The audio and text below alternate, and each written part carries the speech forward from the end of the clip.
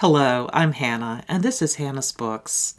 Last week, Roz at Scallydandling About the Books kindly tagged me to answer the Second Tome Around questions. Perfect for Tag Tuesday, especially after yesterday's walk through my neighborhood.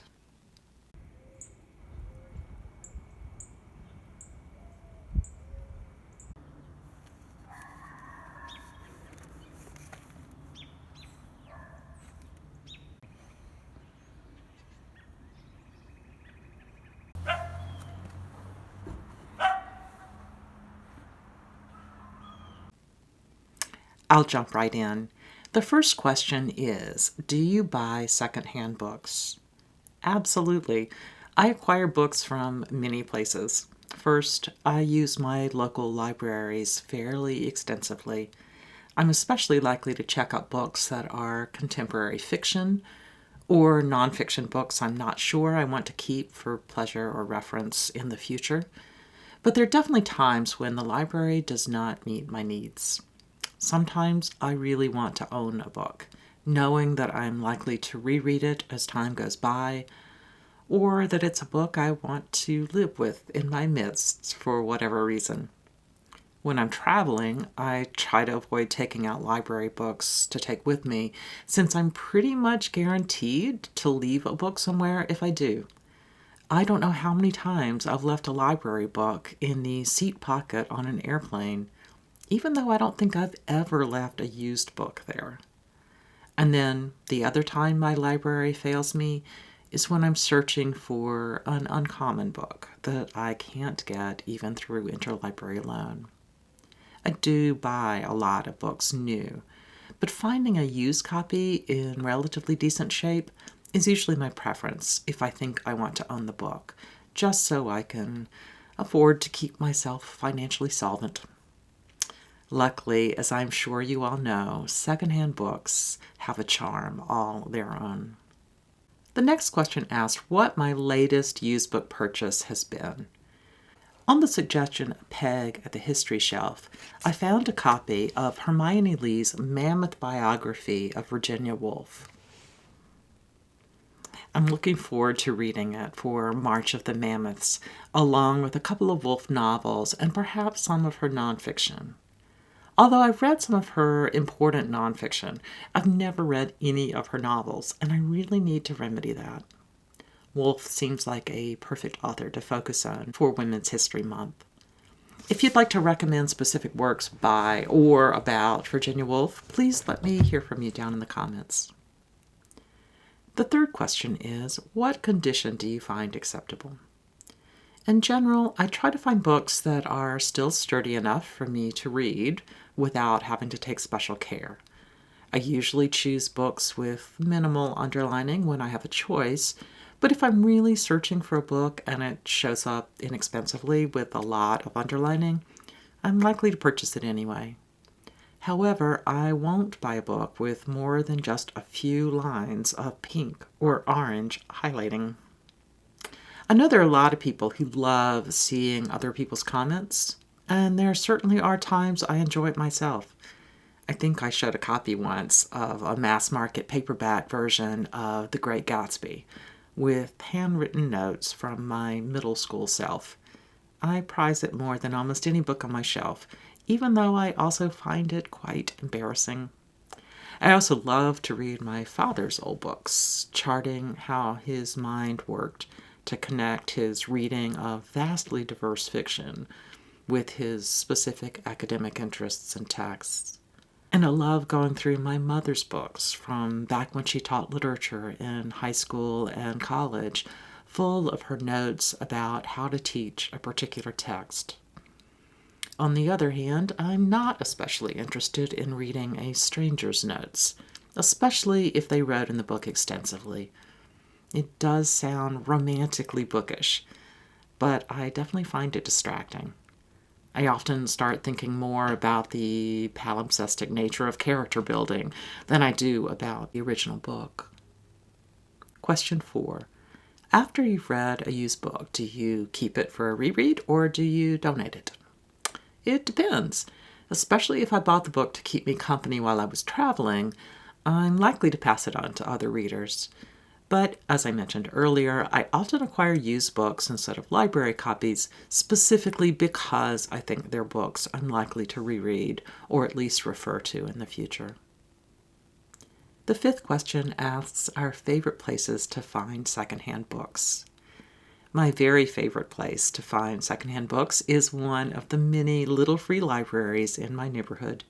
In fact, yesterday was a beautiful sunny day, and as my spouse and I strolled around town, we stopped at quite a few of those adorable little doll houses full of books, which so many people erect in front of their homes, including a very special new one, which I'll talk about in a minute.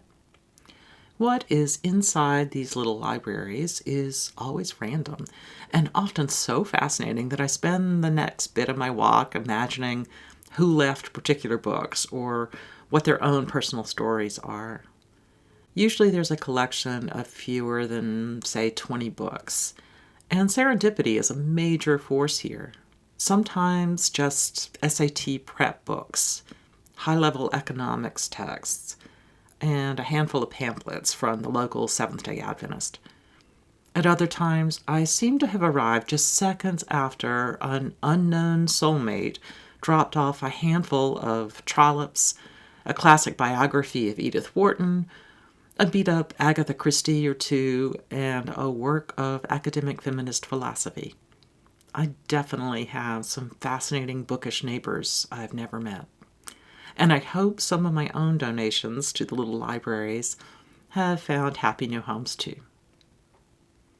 As my husband and I strolled through town, we visited several of our old favorite little libraries, and of course picked up a couple of books.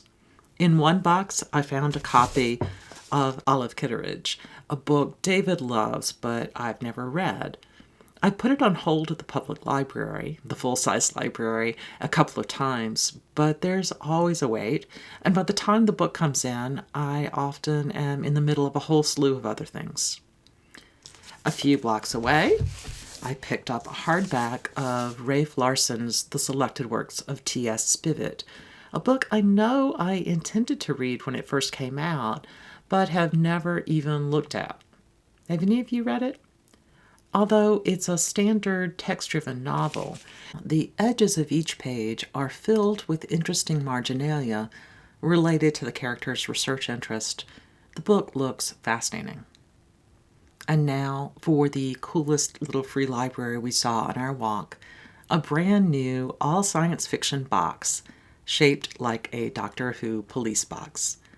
In true TARDIS tradition, it's bigger on the inside than it is on the outside, a feat accomplished primarily by a completely mirrored interior. My favorite feature of the box? When you open the door, the light on the top of the box turns on. When you close the door, the light turns off again. David and I came across the box right at the end of our afternoon walk before we met friends, including several science fiction and Doctor Who fans, for a gathering over beers from a local brewery. Lovely afternoon. Back to the tag. The sixth question, hardback or paperback? I'm happy to read either, although certainly the bulk of the books on my shelf are paperbacks. In fact, when I'm gallivanting about town, visiting a slew of little libraries, I sometimes am reluctant to pick up many hardbacks to have to carry home. The last substantive question is to talk about gems we found. The first was not a gem of an edition, but an example of fortuitous timing. Last fall, when I was thinking about my desire to finally read Hilary and Mantel before the third book in the Wolf Hall series comes out in March, I walked the 12-minute path to the local subway stop on my way to an appointment in downtown Washington, D.C. That walk, one I make regularly, passes two little free libraries. What should I find in the first one but a paperback edition of Wolf Hall? And what should be in the next box? Bringing Up the Bodies. Of course, now that I'm telling you this, I'm feeling very guilty for not posting much about my read of Wolf Hall and for not reading Bringing Up the Bodies at all this month. The time will come, but I am definitely a bit delayed. My other secondhand book gem is one I didn't find. My spouse David brought it home for me following one of his adventures in a used bookstore he ran across while traveling for work. It's a lovely hardback copy of Trollope's Barchester Towers in a nice protective slipcase. It's from the Folio Society. In general, the books on my shelves are only gems because of words inside them. This book is one of the few exceptions. Classic, inside and out. The optional 8th prompt asks us to find a book from our shelves to donate to a good cause, or local charity or Goodwill shop. On my next trip to the county library, perhaps Wednesday or Thursday when a few of my current checkouts are due, I promise to drop a few books in the donation bins. Donations don't go on to the library's shelves, but are instead sold in secondhand shops run by the Friends of the Library. I have donated many books and bought many books there. Sadly, it isn't an easy place to just de-haul. There never seems to be more space on my bookcase after I've donated books there. Thank you so much for tagging me for these lovely questions, Roz. And thanks to all of you for joining me today on Hannah's Books. See you soon.